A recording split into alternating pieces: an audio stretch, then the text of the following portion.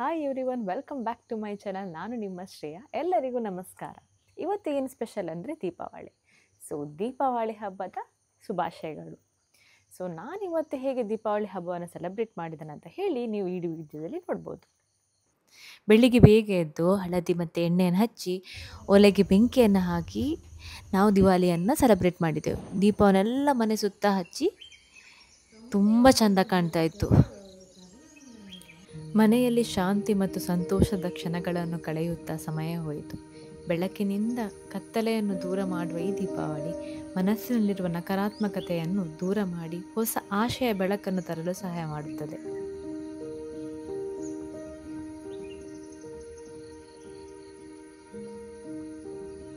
ನಮ್ಮ ಮನೆಯಲ್ಲಿ ದಿವಾಲಿನ ಸೆಲೆಬ್ರೇಟ್ ಮಾಡಿ ನಾವು ನಮ್ಮ ಅಜ್ಜನ ಮನೆಗೆ ದಿವಾಲಿ ಸೆಲೆಬ್ರೇಟ್ ಮಾಡಲಿಕ್ಕಂತ ಹೊರಟಿದ್ವಿ. ಅಲ್ಲಿ ಎಲ್ಲ ಕುಟುಂಬದವರು ಸೇರಿಕೊಂಡಿದ್ದರು. ಎಲ್ಲರೂ ಸೇರಿ ಮನೆಯ ಸುತ್ತಮುತ್ತಲ ದೀಪ ಹಚ್ಚಿ ಪಟಾಕಿ ಸಿಡಿಸಿ ಮಾತನಾಡುತ್ತಾ ಮೋಜು ಮಸ್ತಿಯಾಗಿ ಒಂದು ಸಮಯ ಕಳೆಯಿತು. ಇದು ಚಿಕ್ಕ ಸ್ಮಾಲ್ ಕುಟುಂಬ ಗ್ಯಾದರಿಂಗ್, ಲೈಕ್ ಫ್ಯಾಮಿಲಿ ಗ್ಯಾದರಿಂಗ್ ಥರ ಇತ್ತು. ತುಂಬ ಹಿತವಾದ ರೀತಿಯ ತುಂಬ ಕ್ಷಣಗಳು.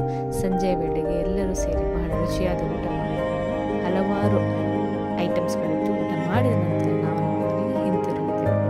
ಬೆಳಗಿನ ಹಬ್ಬ ಎಲ್ಲರ ಜೀವನಕ್ಕೂ ಸಂತೋಷ ಮತ್ತು ಶಾಂತಿಯನ್ನು ತರಲಿ ಎಂದು ಹೇಳುತ್ತಾ ಶುಭ ದಿನ.